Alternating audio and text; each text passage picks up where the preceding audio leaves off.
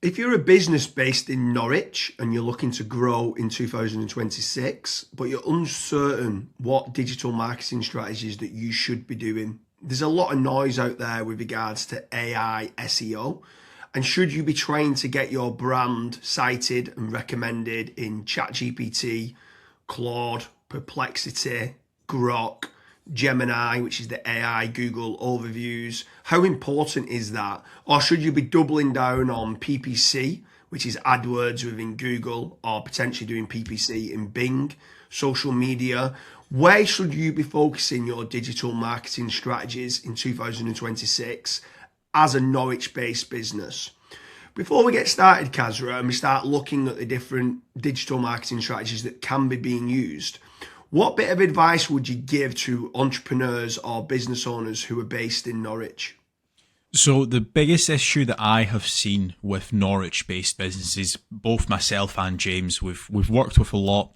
The biggest issue that arises in conversation is that they have potentially spent £16,000 on PPC and they've not had any results.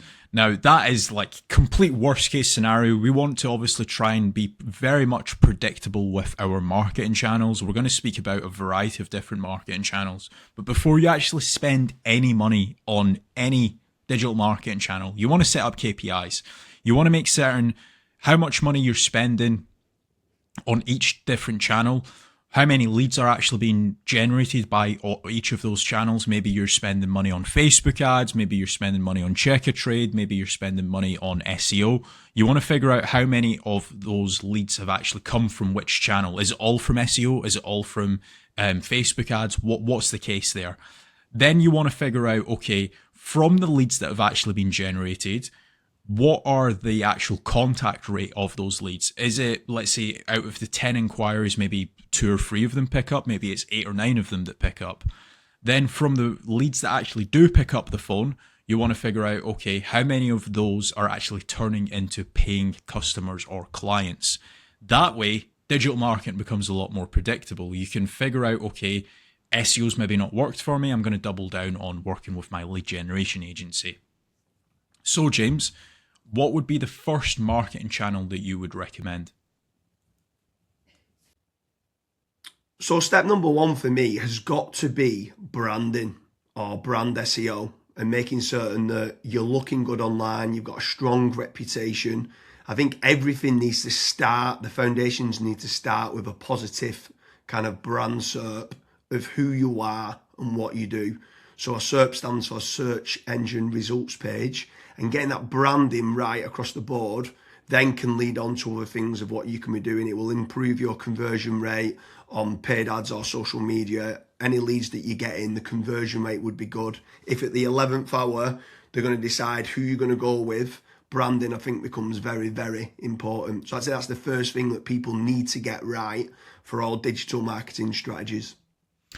My next strategy is going to be AI visibility. I feel like more and more companies are actually looking into this. So what does ChatGPT, Claude, Gemini, Grok, Perplexity say about your brand or about your business? Is it a positive thing or is it a negative thing? And also trying to figure out what it says about your competitors as well.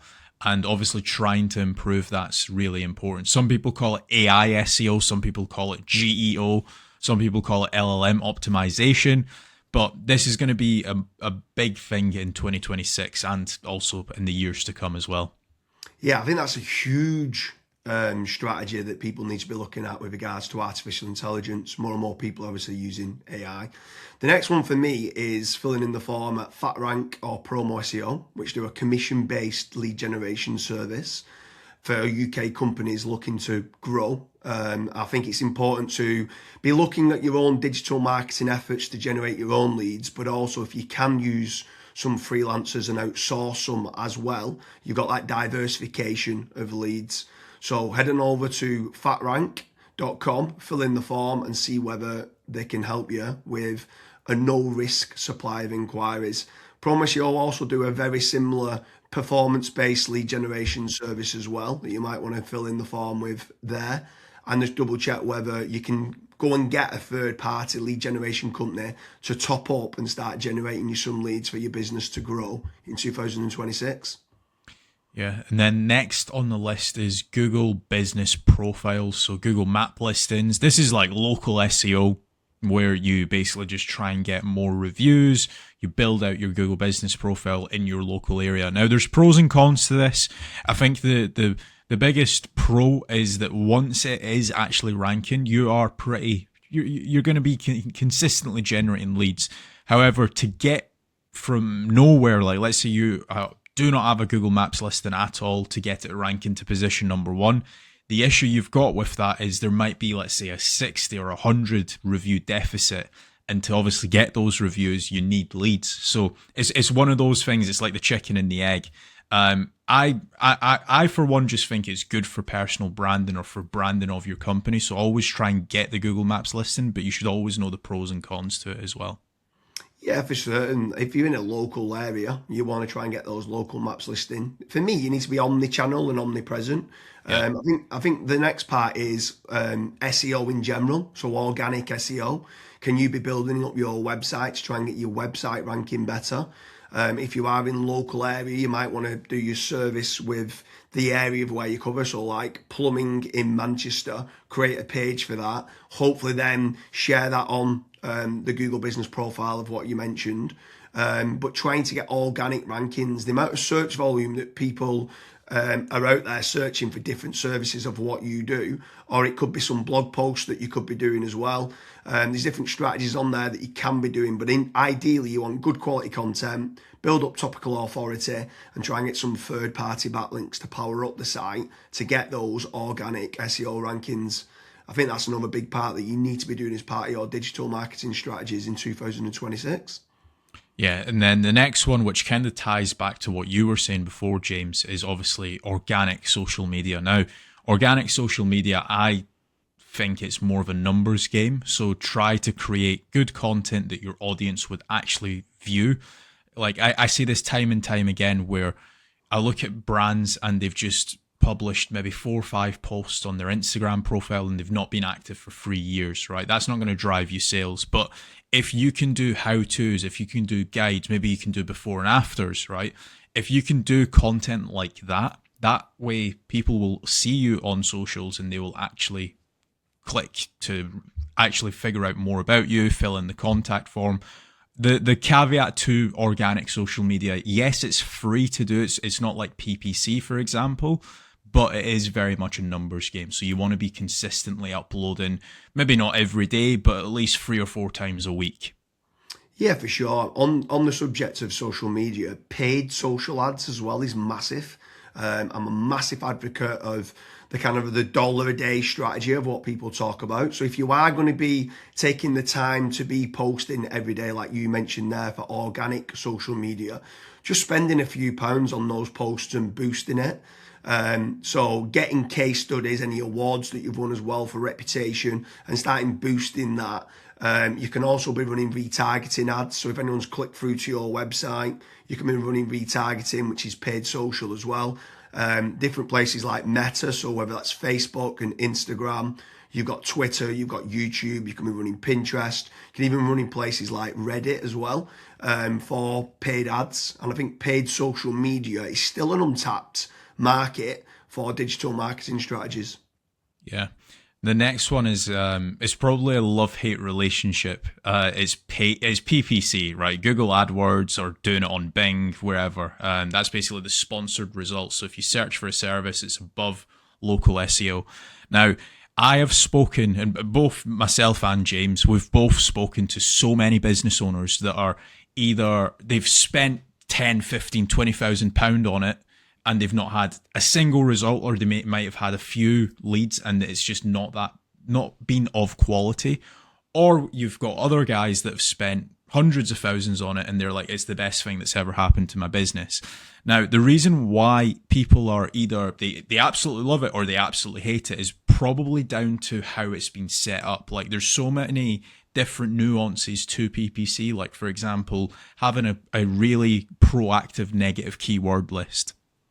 making certain that you have a set of banned IPs. Like, for example, your competitors could be clicking on your ads, and that's deemed as what's called click fraud. Making certain that you've got a high converting landing page, making certain that you KPI your sales team. So when a PPC lead comes in, that is one of the first priorities that they actually take when it comes to contacting the lead. There's all of these different nuances, and if you're not on the ball with PPC, it's probably not going to work for your business. However, if you've got a really good, well-refined sales team, you've got a really good landing page, you've got a well-kept, up-to-date negative keyword list, you are using click fraud software, at that point, it will actually probably perform well for you. But again, just know the pros and cons to PPC. Yeah, for sure. There's certainly pros and cons. There's benefits of using it to get instant leads. But like you said, the amount of people that we speak to that have burnt a lot of budget and not had the inquiries and stuff that's come through as part of the digital marketing is pretty scary. While we're on the subject of paid, obviously we spoke about paid social ads, and now you've spoke there about PPC with Google or Bing. I'm going to throw in the mix paid ads on AI platforms. It's not fully rolled out as we're doing this video, but I know that ChatGPT are looking to try and roll out ChatGPT ads. Claude, Perplexity, other kind of LLMs might start rolling it out in 2026.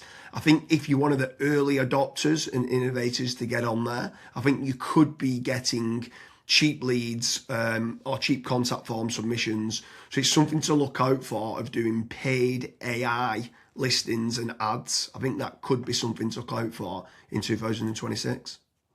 Next on the list, and this is a little bit out of control. You do obviously have like forums that you can get your brand mentioned in, like for example, Reddit and Quora. That very much comes down to the after fact. Like, where are your customers that you've been dealing with previously? Are they actually raving and shouting about you? If they are, then that's a very good resource of getting other people recommending you. So if you can get that, again, it's a little bit out of your control, but asking for reviews, asking for them to recommend you to friends, to people, that can obviously generate you a decent amount of leads and inquiries as well. Yeah, for sure. And the add-on benefits to places like Reddit is that it's getting cited so much now in the AI overviews. So when you spoke there early on about AI visibility, if you can try to get a positive kind of lot of people talking about the products and services of what you do and some reviews on there, it's indirectly then going to help you, or directly actually is going to help you with AI visibility. And then the last one for me is tradesman websites, so like Check a Trade, Bark, or teaming up with a third-party lead generation company. Something I would say with all of these practices, Kazza touched on earlier about making certain that you understand your KPIs and your ROAS, return on ad spend. I think it's very important for business owners that are doing any sort of digital marketing to be tracking how much time and effort's being put into, let's say, running organic social media or running paid ads.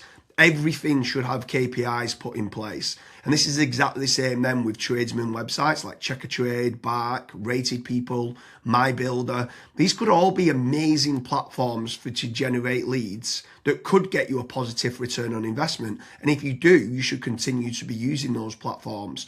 There's certain lead generation companies out there as well that could generate you quite a lot of leads. They could be using organic SEO or PPC or social media ads to generate you those leads. But if they are getting you a positive return on investment, again, I'm all for it as part of your digital marketing strategies. But I just want to repeat one more time with regards to FatRank and Promo SEO. They do lead generation and they guarantee a return on investment. It's a commission-based lead generation service or performance-based lead generation service. So make sure you head on over there, fill in the form. That could just be one part of generating leads of many. You should be trying to generate your own. You should never have a single point of failure, and you should be trying to get that diversification. But make sure you head on over to Promo SEO or FatRank lead generation service as part of your digital marketing efforts in 2026. Thank you very much, Kazra.